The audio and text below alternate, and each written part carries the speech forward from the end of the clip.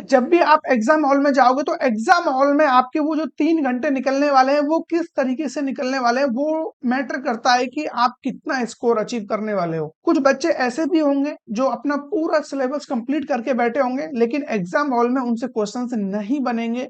अगर क्वेश्चन बनेंगे भी तो बहुत सारे ऐसे क्वेश्चंस होंगे जो इजी टू यूज मतलब इजी टू सॉल्व होंगे और उन क्वेश्चनों को वो नहीं कर पाएंगे क्योंकि उनको नहीं पता है कि किस तरीके से किस क्वेश्चन को कितना टाइम देना है, किस सब्जेक्ट को कब स्टार्ट करना है, कुछ भी उनको आइडिया नहीं होता। बस रैंडमली वो लग जाएंगे और पता चलेगा कि जब उनके 2 घंटे निकल जाएंगे कि अभी तो आधा क्वेश्चन पेपर भी सॉल्व नहीं हुआ है।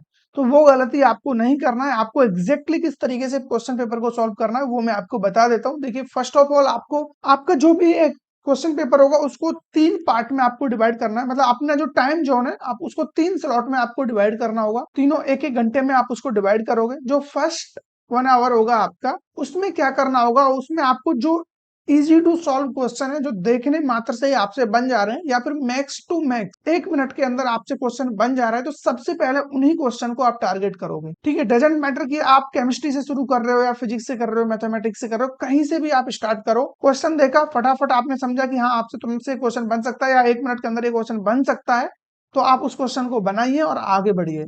इस तरीके से जो आपका फर्स्ट 1 घंटा होगा, प्रीवियस जो आपका 1 आवर होगा, उसके अंदर आपको लगभग सारे क्वेश्चन से गो थ्रू हो जाना है।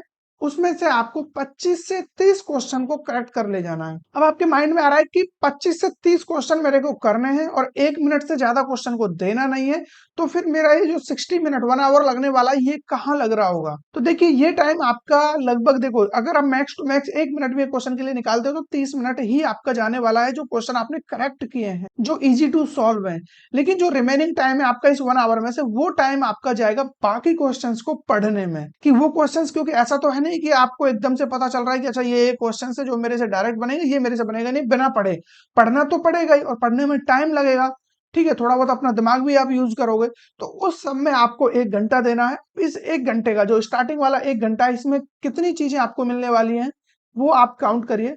फर्स्ट, आपसे 30 क्वेश्चंस वो बन चुके हैं जो 100% एक्यूरेट है, जिनमें आपके मार्क्स कटने का कोई चांस नहीं है, मतलब 120 मार्क्स आपको मिल चुके हैं। ठीक है, सेकंड थिंग, आपका अभी 1 घंटा गया है, 2 घंटे आपके पास बचे हुए हैं, तो कॉन्फिडेंस आपका एकदम हाई हो चुका है। क्योंकि कॉन्फिडेंस बढ़ना ही है जब आपने इतने क्वेश्चन सही बना लिए हैं और उसके अलावा आपके पास टाइम बहुत सारा बचा हुआ है।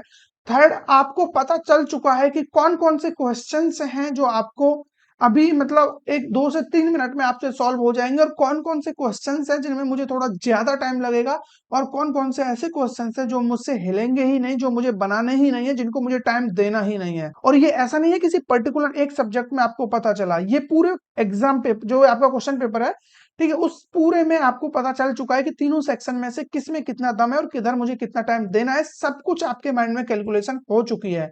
तो ये कमाल है ओनली पहले 1 घंटे का। जो स्टार्टिंग में आपने 1 घंटे टाइम लगाया है उसमें इतनी सारी चीजें आपकी क्लियर हो चुकी हैं। ठीक है, अब इस कंफ्यूजन को मैं दूर कर देता हूं। ऐसा नहीं है कि आपने पहले फिजिक्स स्टार्ट किया तो पहले फिजिक्स को पूरा करके ही आप नेक्स्ट सेक्शन में जाओगे, ऐसा बिल्कुल नहीं है। आपके पास 3 घंटे हैं, 75 क्वेश्चन है, आपको जब चाहे जिस भी सेक्शन में आप स्विच करिए, कोई प्रॉब्लम नहीं है। ठीक है, तो अपना टाइम को आप अपने हिसाब से यूटिलाइज कर सकते हो। अब जो स्टार्टिंग वाला 2nd आवर आपका होगा उसमें क्या करना है, उसमें अब जो आपके पास ऐसे क्वेश्चंस आएंगे निकल करके जिनमें 2 से 3 मिनट लगेगा लेकिन आपसे वो क्वेश्चन बन जाएंगे, तो आप उन क्वेश्चनों को यहाँ पर अटेम्प्ट करने वाले हो। अगर इस तरीके से आप यहाँ पर 20 क्वेश्चन भी निकाल ले रहे हो 1 घंटे के अंदर, ठीक है, लगभग 3 मिनट का टाइम मैं यहाँ पर एवरेज लेके चल रहा हूँ। हो सकता है कुछ क्वेश्चन 2 मिनट में भी सॉल्व हो जाए, लेकिन मैक्स टू मैक्स 3 भी सबके लिए जा रहा है, कोई प्रॉब्लम नहीं, कुछ में और ज्यादा लग सकता है। अब यहाँ पर देखो, टाइम आपका वैसे भी ज्यादा यूज नहीं हो क्योंकि आप तुरंत से देखो 30 क्वेश्चन जो आप कर चुके हैं उनको तो आप टच ही नहीं करोगे, उनको तो रीड करने की भी जरूरत नहीं है।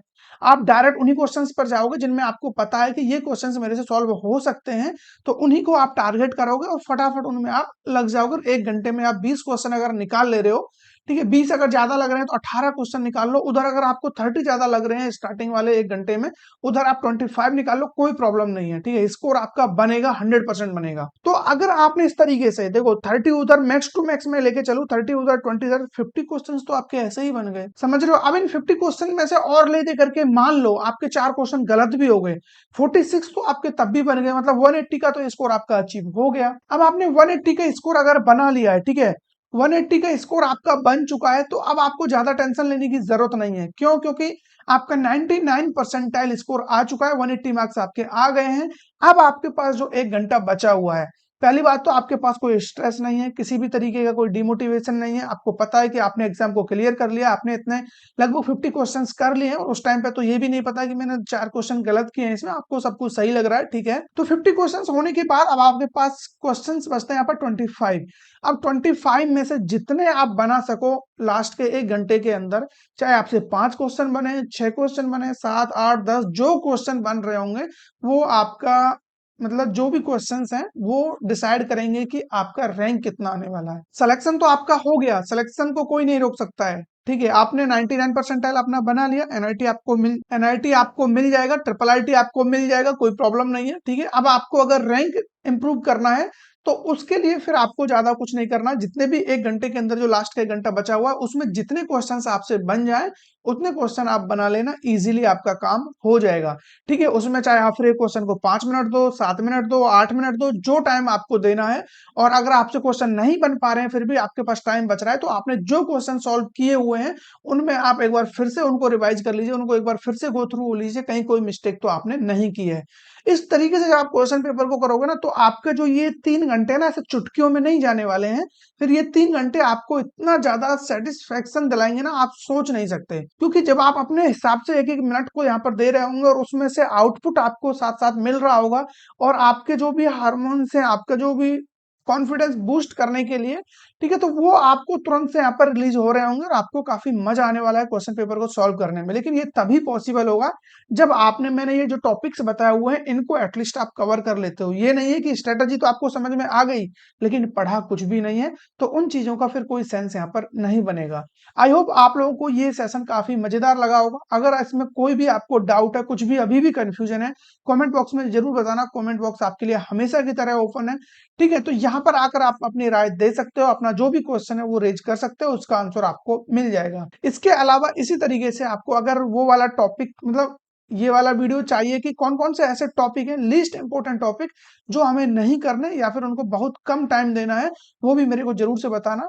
विद इन टाइम वो वीडियो भी आपके सामने आ जाएगा, ठीक है। तो फिर मिलेंगे ऐसे किसी इंटरेस्टिंग टॉपिक के साथ, तब तक बने रहिए हमारे साथ, और चैनल को सब्सक्राइब जरूर से कर लेना। Thank you.